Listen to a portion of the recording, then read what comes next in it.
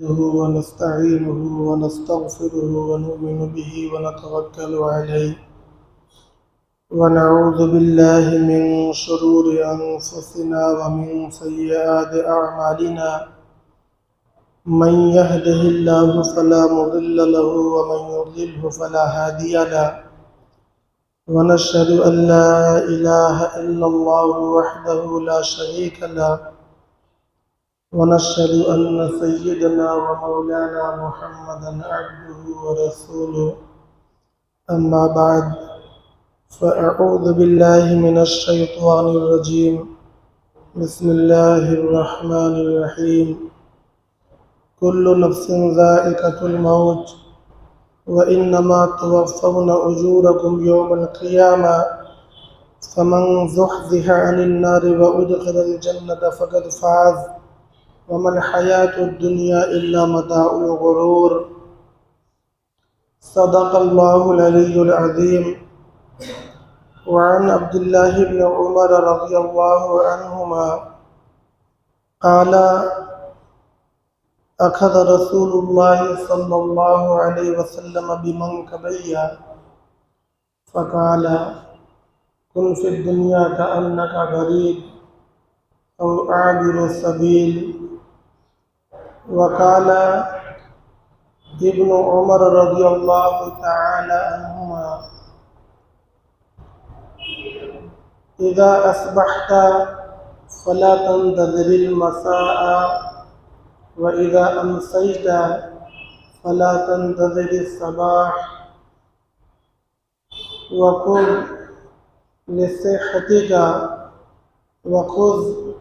لصحتك من مرضك وآخرتك من دنیاک او کما قال۔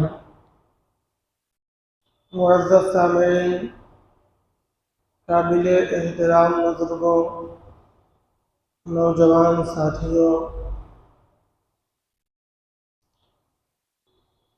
قرآن مجید ہدایت کی کتاب ہے۔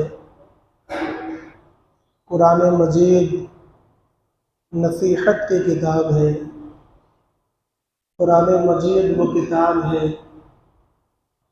کہ زندگی کا ایک ایک دن اور زندگی کا ایک ایک عمل اس کی تعلیم کے مطابق گزارنے کی ضرورت ہے۔ اللہ تبارک و تعالی نے دنیا کی حقیقت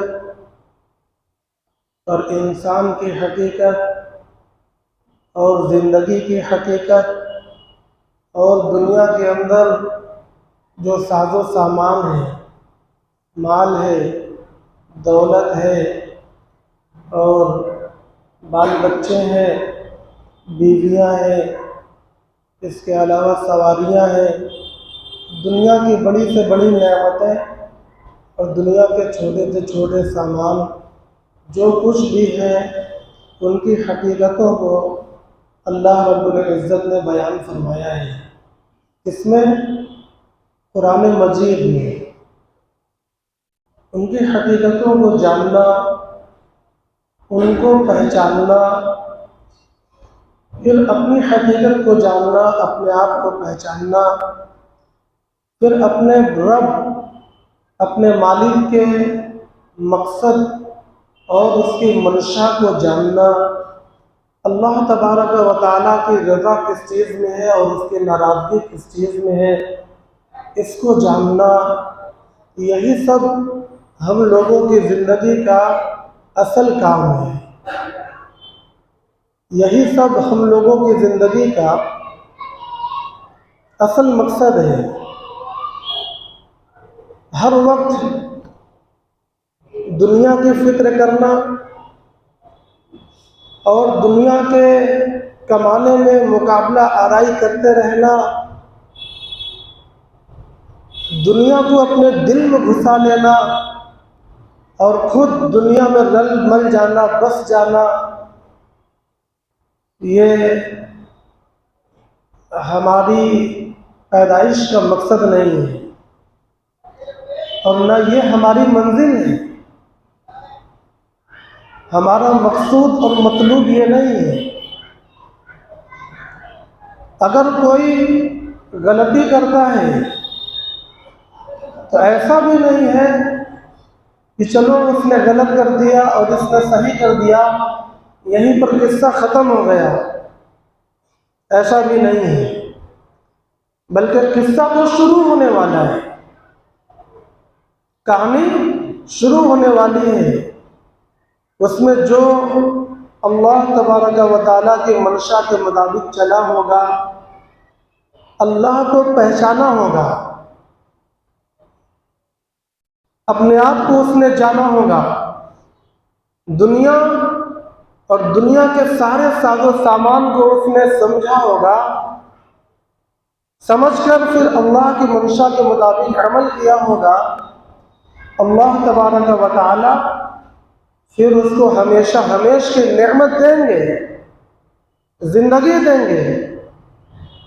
اور جو اس میں غلط گیا، جس نے دھوکہ کھایا، تو پھر ہمیشہ ہمیش کے لیے اس کو بھی زندگی ملے گی، مگر وہ تکلیفوں میں ہوگا، مصیبتوں میں ہوگا، اور دنیا اور آخرت کی جو تکلیفیں ہیں دونوں میں بہت بڑا فرق ہے۔ دنیا کے اندر بھی خوشیاں ہیں، دنیا کے اندر بھی نعمتیں ہیں، اور آخرت کے اندر بھی ہیں، مگر دونوں میں بہت بڑا فرق ہے۔ یہاں کی کوئی خوشی، یہاں کی کوئی نعمت کامل نہیں ہے، مکمل نہیں ہے، نہ دل کو مطمئن کر پاتی ہے، اور نہ کوئی نعمت اور خوشی ایسی ہے جس کے آگے پیچھے تکلیف نہ ہو، ایسی بھی کوئی خوشی نہیں ہے، نہ کوئی خوشی ایسی ہے جس پر زوال اور فنا نہ ہو۔ وہاں خوشیوں کو اور مصیبتوں کو الگ الگ کر دیا جائے گا۔ خوشیوں کا مرکز جنت ہے، اور غموں کا، مصیبتوں کا، دکھوں کا جو مرکز ہے وہ جہنم ہے۔ یہاں پھر کوئی خوشی نہیں ہوگی، یہاں پھر کوئی سکھ نہیں ہوگا، دکھ بالکل الگ ہو کر جہنم میں ہوگا، اور اسی دکھ میں انسان کو ڈال دیا جائے گا۔ یہاں اور وہاں کی کسی چیز کا مقابلہ نہیں ہے۔ ہم لوگوں کا اصل ذہن کس طرف ہونا چاہیے؟ ہم لوگوں کی سوچ، ہم لوگوں کی فکر ہر وقت، ہر جگہ، ہر دن، ہر کام کے وقت کس طرف ہونا چاہیے؟ قرآن مجید نے بار بار مخاطب فرمایا ہے، قرآن مجید نے بار بار تنبیہ فرمائی ہے، بے شمار آیتیں ہیں۔ ان بے شمار آیتوں میں سے بطور تذکیر کے ایک آیت کا انتخاب آج کے بیان کے لیے کیا گیا ہے۔ سورہ آل عمران کی آیت ہے، کل نفس ذائقۃ الموت، ہر نفس کو موت کا مزہ چکھنا ہے، ہر نفس کو، ہر جان کو موت کا مزہ چکھنا ہے۔ بات اتنی سے نہیں ہے کہ موت کا مزہ چکھنا ہے، صاحب بات ختم ہو گئی۔ بات یہ ہے کہ ہم لوگوں کا یہ ایمان ہے، ہمارا یہ عقیدہ ہے، ہم میں کا بچہ جانتا ہے کہ ہم لوگ اس دنیا کے رہنے والے لوگ نہیں ہیں۔ ہمارے آباء و اجداد اور ان کے آباء حضرت آدم علیہ السلام اور دادی حوا علیہ السلام کو اللہ تبارک و تعالی نے اس دنیا میں پیدا نہیں فرمایا تھا، وہ اس دنیا کی مخلوق نہیں تھے۔ اللہ نے ان کو جو پیدا فرمایا تو وہ دوسری دنیا تھی، جس کو ہم لوگ آج جنت کہتے ہیں۔ کون بچہ نہیں جانتا اتنی موٹی باتوں کو؟ کون مسلمان نہیں جانتا؟ ہر مسلمان اس کو جانتا ہے، یہ دین کی وہ ضروریات دین کی وہ موٹی بات ہے جس کو الگ سے سکھانا نہیں پڑتا۔ دوسری دنیا سے بھیجا گیا ہے اس دنیا کے اندر، مگر اس دنیا کے اندر جو کچھ بھی ہے وہ سب متعین ہے، محدود ہے، لمیٹیڈ ہے۔ یہاں تک کہ حضرت آدم علیہ السلام کے صلب میں اللہ تبارک و تعالی نے جو نطفے رکھے عالم ارواح میں، اللہ تبارک و تعالی نے روحیں رکھی، حضرت آدم کے صلب میں نطفے رکھے اور عالم ارواح میں اللہ نے روحیں رکھی۔ یہ نطفے اور وہ روح ملتے ہیں تو وجود ہوتا ہے، انسان کا وجود ہوتا ہے۔ حضرت آدم علیہ السلام کے صلب میں رکھے جانے والے نطفے لامحدود نہیں ہیں، ایک دن ان کی تعداد ختم ہو جائے گی۔ عالم ارواح کی روحیں یہ لامحدود، غیر منتہی نہیں ہے، ایک دن اس کی انتہا ہو جائے گی۔ جس دن نطفے کی انتہا ہو گئی، جس دن روحوں کی انتہا ہو گئی، اس دن قیامت قائم ہو جائے گی۔ موٹی سی بات ہے، کسی کو بھی سمجھ میں آنے والی بات ہے۔ ابھی تو ایک ایک آدمی کی موت ہو رہی ہے، مگر ایک دن ہر ایک کی موت ہو جائے گی، دنیا کا ختم ہو جانا ہے۔ ایک ایک آدمی کی موت ہو یا دنیا کا خاتمہ ہو، انسان کا خاتمہ نہیں ہے، ہمارا اور آپ کا خاتمہ نہیں ہے، یہ عارضی خاتمہ ہے، یہ ٹمپریری خاتمہ ہے۔ اس کے بعد جس دنیا کے لیے ہم لوگوں کو بنایا گیا تھا اسی دنیا کی طرف واپس جانا ہے، مگر وہ جانا سب کے نصیب میں، سب کے مقدر میں نہیں ہوگا۔ اس کے لیے اللہ تبارک و تعالیٰ نے قانون بنا دیے، اس کے لیے اللہ تبارک و تعالیٰ نے ضابطے بنا دیے۔ وہ ضابطہ کیا ہے؟ اس دنیا کے اندر بیچ کر اللہ تبارک و تعالیٰ نے کسی حکمت کے تحت یہ چاہا کہ ہم انسانوں کو آزمائیں گے، کون ہماری بات کو مانتا ہے اور کون ہماری بات کو نہیں مانتا ہے۔ جو ہماری مانے گا وہ واپس جائے گا، جو نہیں مانے گا اس کو ایک دوسری دنیا کی طرف بھیج دیا جائے گا۔ یہ بہت گمبھیر مسئلہ ہے، مسلمانوں کا یہ مسئلہ یہ بہت آسان نہیں ہے، یہ بہت مشکل مسئلہ ہے، مگر اللہ تبارک و تعالیٰ نے مہربانی فرما کر اس کو آسان فرمایا ہے۔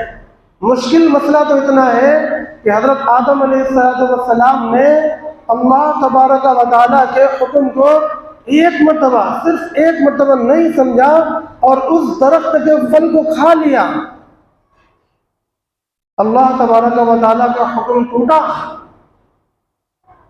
اللہ تبارک و تعالیٰ نے اس دنیا سے اس دنیا میں بھیج دیا، اور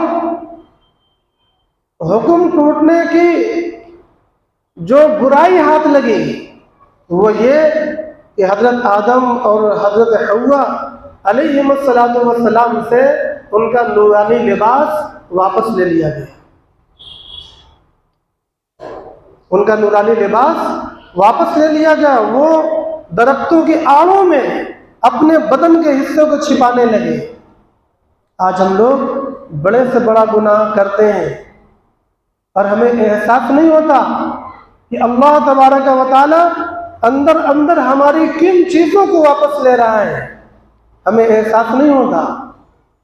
مگر آپ یہ دیکھیں کہ آدم علیہ السلام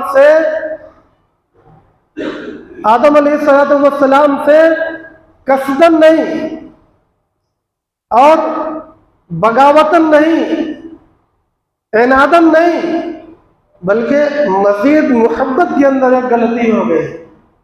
غلطی کیا ہو گئی؟ مزید محبت کے اندر۔ کیا مطلب؟ غلطی دو طرح سے ہوتی ہے، میں نے بتایا تھا۔ کبھی کبھی زیادتی محبت میں غلطی ہو جاتی ہے، آدم علیہ السلام کو اللہ سے جو محبت ہے اس کو دلیل سے ثابت کرنے کی ضرورت نہیں ہے، وہ نبی ہیں، پیغمبر ہیں، اور وہ اللہ تبارک و تعالیٰ کی تجلیوں کے سائے میں رہے ہوئے ہیں۔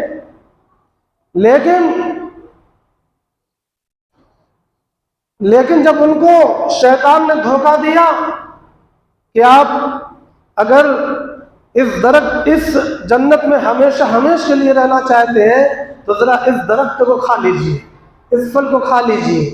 انہوں نے کیوں کھایا؟ تاکہ اللہ تبارک و تعالیٰ کے پاس ہمیشہ رہے، اللہ تبارک و تعالیٰ سے کسی قیمت پر بھی ہماری دوری نہ ہو، اللہ کی رحمت کے سائے میں ہم رہیں، اسی وجہ سے تو کھایا۔ اس کو بولتے ہیں زیادتی محبت میں غلطی ہو جانا۔ اور ایک غلطی وہ ہے جو ابلیس سے ہوئی تھی۔ ابلیس سے کیا غلطی ہوئی؟ اللہ تبارک و تعالیٰ نے کہا آدم کو سجدہ کرو، آدم کو سجدہ کرو، تو محبت کا تقاضا کیا تھا؟ اللہ سے محبت کا تقاضا کیا تھا؟ کہ وہ اپنے محبوب کی فوراً بات کو مان لیتا اور آدم کو سجدہ کر لیتا، مگر اس نے انکار کیا۔ یہ انکار زیادتی محبت کی وجہ سے نہیں ہے، یہ انکار اپنی سیاست کی وجہ سے ہے، یہ انکار اپنے اندر کے غرور اور گھمنڈ کی وجہ سے ہے۔ بہت تفصیل میں نہیں جاؤں گا، میں صرف اتنا بتلانا چاہتا ہوں کہ اللہ تبارک و تعالیٰ ایسے قادر ہیں، ایسے زبردست قدرت والے ہیں اور اتنے بے نیاز ہیں، اتنے خود مختار ہیں کہ اللہ کسی قانون کے پابند نہیں ہیں۔ ہم انسان تو قانون کے پابند ہیں، اللہ کسی قانون کے پابند نہیں ہے۔ اللہ تبارک و تعالیٰ اگر یہ حکم دے کہ اللہ کو سجدہ کرو تو پھر اللہ کو سجدہ کرنا عبادت ہوگا، اور اگر اللہ یہ حکم دے کہ آدم کو سجدہ کرو تو پھر آدم کو سجدہ کرنا عبادت ہوگا۔ یہ موٹی سی بات ابلیس کو سمجھ میں نہیں ہے۔ میں ایک بات یہاں پر یہ بتانا چاہتا ہوں، آج ہم لوگ دھوکہ کھائے ہوئے ہیں، بہت سے لوگ، بہت سی عورتیں، اگر ان سے یہ پوچھا جائے کہ اللہ تبارک و تعالیٰ کو راضی کیسے کرو گی، تم آخرت میں کامیاب کیسے ہوگی، ان کا قدر مشترک ایک ہی جواب آئے گا، نماز پڑھ کر اللہ کو راضی کر لیں گے، تلاوت کر کے اللہ کو راضی کر لیں گے، تسبیح پڑھ کے اللہ کو راضی کر لیں گے، خوب روزہ رکھیں گے، صدقہ بھی کر دیں گے، اور اللہ نے بلا لیا تو حج اور عمرہ بھی کر لیں گے، ان ذریعوں سے اللہ کو راضی کر لیں گے۔ محترم بھائیوں اور دوستوں، یقیناً یہ ذرائع ہیں اللہ تبارک و تعالیٰ کو راضی کرنے کے، مگر ہم یہ دیکھتے ہیں کہ ایک عورت اور ایک مرد بھی نماز پڑھتے ہیں مگر غیبت میں بھی مبتلا ہیں، کیونکہ وہ غیبت کو گناہ نہیں سمجھتے۔ نماز پڑھتے ہیں مگر وہ بد نظری میں بھی مبتلا ہیں، کیونکہ بد نظری کی قباحت اور برائی ان کے دل سے نکل چکی ہے۔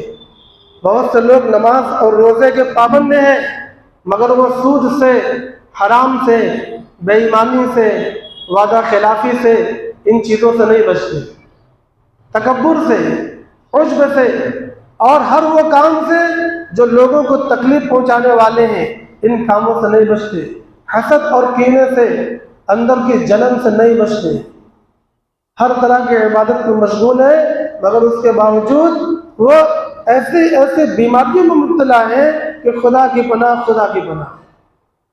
اس سے یہ بات سمجھ میں آئی کہ عورتیں جو عموماً غیبت میں مبتلا ہیں اور دنیا پرستی میں مبتلا ہیں اور فیشنوں کی ماری ہوئی ہیں اور رسم و رواج کی پابند ہیں، کیوں ہیں؟ اس وجہ سے کہ انہوں نے اپنے دین کو صرف عبادت تک محدود کر رکھا ہے۔ کیوں؟ اس لیے کہ انہوں نے اپنے دین کو عبادت کے اندر محدود کر رکھا ہے، عبادت کے باہر کی جو دنیا ہے اس کو وہ عبادت اور اس کو وہ دین نہیں سمجھتے۔ جس کو انہوں نے دین سمجھا اس کو وہ نبھا رہی ہیں، اور جس میں انہوں نے آزادی سمجھا اس میں وہ غیروں کے راستے پر چل رہی ہیں۔ اسی کو میں نے کہا کہ اللہ کو پہچاننا، اپنے آپ کو پہچاننا، دنیا کو پہچاننا، یہ ہم سب کے لیے نہایت ضروری ہے۔ قرآن مجید اس کی بار بار دعوت دے رہا ہے۔ آیت کا ترجمہ کیا ہے؟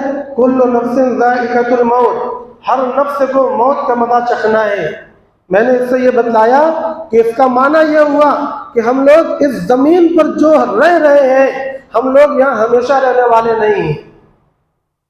یہ دنیا ہمارا وطن نہیں ہے، یہ دنیا ہمیشہ کی نہیں ہے، یہ دار الفنا ہے۔ دار البقا وہ آخرت ہے۔ ہمارا اصلی وطن، ہمارا اصلی وطن، ہمارا اصلی محل، ہماری اصلی رہنے کی جگہ، ہماری اصلی رہنے کی زمین وہ اس دھرتی پر نہیں ہے، وہ کہیں اور ہے۔ ہاں، ہمیں یہاں پر آزمائش کے طور پر، امتحان کے طور پر بھیجا گیا ہے۔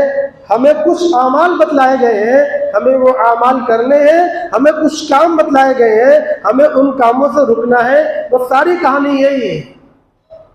میں نے حضرت عبداللہ ابن عمر رضی اللہ تعالیٰ عنہ کی ایک روایت بخاری شریف سے آپ کو سنائی ہے۔ انہوں نے فرمایا کہ جناب آقا محمد رسول اللہ صلی اللہ علیہ وسلم نے میرے کندھے کو پکڑ کر فرمایا، میرے دونوں کندھے کو پکڑ کر فرمایا۔ یہ اہتمام کے ساتھ کیوں بتلا رہے ہیں؟ حضرت عبداللہ ابن عمر یہ کیوں بتلا رہے کہ میرے دونوں کندھوں کو پکڑ کر فرمایا؟ تاکہ امت اس بات کو سمجھے کہ اللہ کے نبی صلی اللہ علیہ وسلم نے آگے جو فرمایا وہ کتنا اہم ہے۔ پہلے کندھے کو پکڑا۔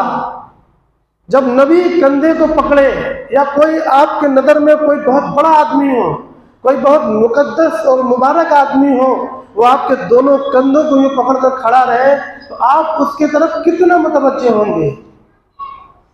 یقیناً آپ کی پوری توجہ اس کی طرف مبذول ہو جائے گی۔ تو عبداللہ ابن عمر رضی اللہ تعالیٰ عنہ اسی طرح اشارہ فرما رہے ہیں، یہی بتا رہے ہیں کہ اللہ کے نبی صلی اللہ علیہ وسلم نے میرے دونوں کندھوں کو پکڑا اور فرمایا، کن فی الدنیا کأنک غریب، دنیا میں اس طرح رہو جیسے کوئی مسافر رہتا ہے۔ غریب کا معنی مسافر۔ یہ لفظ غریب عربی میں ہے، عربی میں معنی کچھ اور ہے، اردو میں معنی کچھ اور ہے۔ فرمایا دنیا میں اس طرح رہو جیسے کوئی غریب یعنی مسافر رہتا ہے، او عابر سبیل، یا کوئی راستہ گزرنے والا رہتا ہے۔ بس اتنی بات فرمائی ہے۔ دنیا ہمیشہ کا ٹھکانہ نہیں ہے۔ ایک مسافر یا ایک راستہ چلنے والا وہ کس طریقے سے اپنے پڑاؤ پر اپنی زندگی کو اختیار کرتا ہے ہم سب جانتے ہیں۔ جب سفر میں جاتے ہیں، جہاں ٹھہرتے ہیں، وہاں پر خوب اچھی طرح سیٹ نہیں ہو پاتے، اور ہمیشہ واپسی کا دھیان لگا رہتا ہے، کب کام ختم ہو اور ہم اپنے اصل ٹھکانے کی طرف واپس جائیں۔ آدمی کسی طرح بھی وہاں کام نکالتا ہے، وہاں بس مختصر سا سامان زندگی ہوتا ہے، ضرورت کے بقدر وہاں پر اپنے سامان کو ہم رکھتے ہیں اور یہ سوچتے ہیں کہ ہمارا لگیج، ہمارا سامان ہلکا سے ہلکا ہو، کم سے کم ہو، مختصر سے مختصر میں ہم اپنی ضروریات کو پورا کر لیں، کیونکہ چند دن میں ہمیں چلے جانا ہے۔ بہت زیادہ خریداری کر کے، بہت آرائش کا، بہت آرام کا سامان ہم یہاں پر جمع کر کے کیا کریں گے؟ چند دنوں کے اندر ہمیں چلے جانا ہے، اس لیے زمین پر بھی سو لیتے ہیں، بغیر چادر کے بھی سو لیتے ہیں، بغیر صابن کے بھی نہا لیتے ہیں، بغیر خوشبو کے بھی رہ لیتے ہیں، بغیر سرمے کے بھی رہ لیتے ہیں۔ اب ایک مسافر کی طرح زندگی جو ہوتی ہے آپ سب جانتے ہیں۔ تو یہ دنیا بھی ہماری چند روزہ ہے، یہاں پر بہت زیادہ آشائش کا سامان، بہت زیادہ آرائش کا سامان، مکانوں کے اندر جو کام آج کے زمانے میں کروائے جاتے ہیں وہ سارے کام یہ سب بیکار ہیں، سب بے بنیاد ہیں، سب وہ کام ہیں جو ہمیں آخرت سے غافل کرتے ہیں اور ہمارے دلوں میں دنیا کو بڑھاتے ہیں، ہمیں دنیا میں مشغول کرتے ہیں، اور ہم کیا کرتے ہیں کہ جو ہمیں جس طرف اصل واپس جانے کی فکر کرنا چاہیے ہم اپنی اصل فکر کو بھولنے لگتے ہیں، ہماری فکر کمزور پڑنے لگتے ہیں، اور ایک وقت وہ بھی آتا ہے جب بعد آدمی صرف دنیا دار بن کر رہ جاتا ہے، بس دنیا، پیسہ، زمینیں، یہاں کی عزت، یہاں کا ناک نقشہ، ساری چیزیں بس یہاں کی گفتگو ہوتی ہے، اس کے علاوہ اس کی کوئی منزل نہیں ہوتی۔ ایسا آدمی دنیا کے اندر سب سے زیادہ ناکام ہے، آخرت کے اندر بھی سب سے زیادہ ناکام ہے۔ دنیا کے اندر اس لیے ناکام ہے کہ دنیا میں کبھی پیٹ نہیں بھرے گا اور کبھی من بھی نہیں بھرے گا، کبھی اطمینان بھی نہیں ہوگا، اور کوئی بھی چیز آپ کو مکمل نہیں بنا سکتی۔ ہم سب جانتے ہیں، ہم سب جانتے ہیں، اس میں کوئی دلیل دینے کی ضرورت نہیں ہے۔ اس لیے دنیا کے اندر بھی وہ ناکامی ہے۔ کامیابی کیا ہے؟ دنیا کی کامیابی یہ ہے کہ ہم خوش رہیں، ہمیں اندر سے سچی خوشی حاصل ہو، اور ہمارے لوگ خوش رہیں، ان کو سچی خوشی حاصل ہو، ہم صحیح سالم رہیں اور ہمارے لوگ صحیح سالم رہیں، ہم بھی محفوظ رہیں، وہ بھی محفوظ رہیں۔ یہ کب ہوگا؟ یہ اس وقت ہوگا جب ہم اللہ کے قریب ہوں گے، جب انسان اللہ کے قریب ہوگا، اللہ کی بات کو مانے گا، اس کے قانون کے مطابق چلے گا، تو پھر دنیا میں یہ چیزیں بڑھیں گی، اور جب یہ چیز بڑھے گی تو انسان کو سچی خوشی حاصل ہوگی۔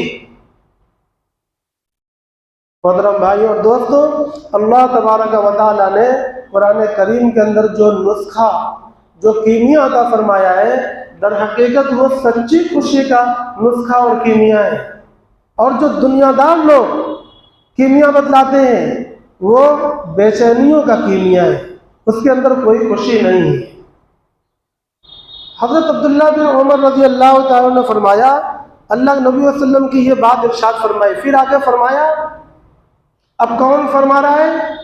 عبداللہ ابن عمر رضی اللہ تعالیٰ عنہما فرماتے ہیں، اذا امسیت فلا تنتظر الصباح، جب شام ہو جائے تو پھر صبح کا انتظار مت کیا کرو، شام میں جتنا تمہارے پاس ہو اتنے پر بس بالکل راضی، جو کھا لیا اتنے میں خوش، جو پہن لیا اتنے میں خوش، اللہ کا شکر کرنا، اور جو چیزیں چھوٹ گئی اس پر صبر کرنا، اور اللہ کی طرف متوجہ ہو جانا۔ وَإِذَا أَصْبَحْتَ فَلَا تَنْتَظِرِ الْمَسَاءَ، جب صبح کرو تو شام کا انتظار مت کرو، اور جب شام کرو وَإِذَا أَمْسَيْتَ فَلَا تَنْتَظِرِ الصَّبَاحَ، اور جب شام کرو تو پھر صبح کا انتظار نہ کرو۔ یعنی اللہ تبارک و تعالیٰ جس حال میں رکھیں وہی حال ہمارے لیے سب سے بہتر ہے۔ اس پر قناعت کرنا، اس پر صبر کرنا، یہ ہمارے دین کی تعلیم ہے۔ ہمارا مقصد آخرت کے اندر کامیاب ہونا ہے۔ فرمایا ثم توفون اجورکم یوم القیامہ، پھر قیامت کے دن تم کو تمہارے اعمال کا پورا پورا بدلہ دیا جائے گا، یعنی بڑے عمل کا بھی اور چھوٹے عمل کا بھی۔ جو اعمال مسجد میں کیے گئے اور جو اعمال بازار میں کیے گئے، جو اعمال گھر میں کیے گئے اور جو اعمال کہیں اور کیے گئے، جو عمل کھل کر کیے گئے اور جو عمل چھپ کر کیے گئے، کوئی ایسا عمل نہیں ہوگا جس کا بدلہ نہیں دیا جائے گا، کوئی ایسا عمل نہیں ہوگا، ہر ایک عمل کا بدلہ دیا جائے گا۔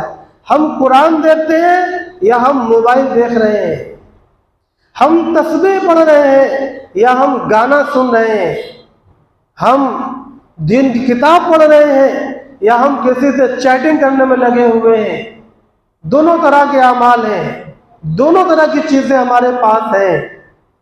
کوئی بھی کرے، ہم تنہائی میں کچھ بھی کریں، کوئی جاننے والا نہیں ہے، مگر ہماری ہر وقت یہ سوچ ہونی چاہیے، ہماری ہر وقت یہ فکر ہونی چاہیے کہ اللہ تبارک و تعالیٰ کے پاس ہمیں لوٹ کر جانا ہے۔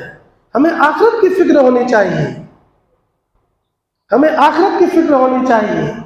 آگے فرمایا فَمَنْ زُحْزِحَ عَنِ النَّارِ، اللہ تبارک و تعالیٰ فرما رہے ہیں جو جہنم سے بچا لیا جائے، وَأُدْخِلَ الْجَنَّةَ، اور جنت میں داخل کر دیا جائے، فَقَدْ فَازَ، یہ کامیاب ہے۔ وَمَا الْحَيَاةُ الدُّنْيَا إِلَّا مَتَاعُ الْغُرُورِ، اور دنیا کے یہ ساز و سامان یہ دھوکے کا سامان ہے۔ اللہ نے ہم کو دیا ہے، اللہ نے ہم کو ان کے درمیان میں رکھا ہے، مگر اللہ نے یہ بتلایا یہ ساری چیزیں یہ دھوکے کے اندر تم کو مبتلا کریں گی۔ کتنا کھول کر اللہ نے بتلا دیا، کتنا کھول کر بتلا دیا کہ یہ دنیا کے سارے ساز و سامان، چاہے وہ کاروبار ہو، چاہے وہ مال ہو، چاہے وہ آل اولاد ہو، مکان اور زمین ہو، ہے سب کا تمہیں اللہ نے مالک بنایا ہے، سب کا اللہ نے طور طریقہ بتلایا ہے، کہاں سے کمانا ہے، کہاں خرچ کرنا ہے، یہ سب بتلایا ہے، مگر ان چیزوں کا ایک اثر بھی پڑتا ہے۔ وہ کیا فرمایا؟ وَمَا الْحَيَاةُ الدُّنْيَا إِلَّا مَتَاعُ الْغُرُورِ، یہ ساری چیزیں یہ دھوکے کا سامان ہے۔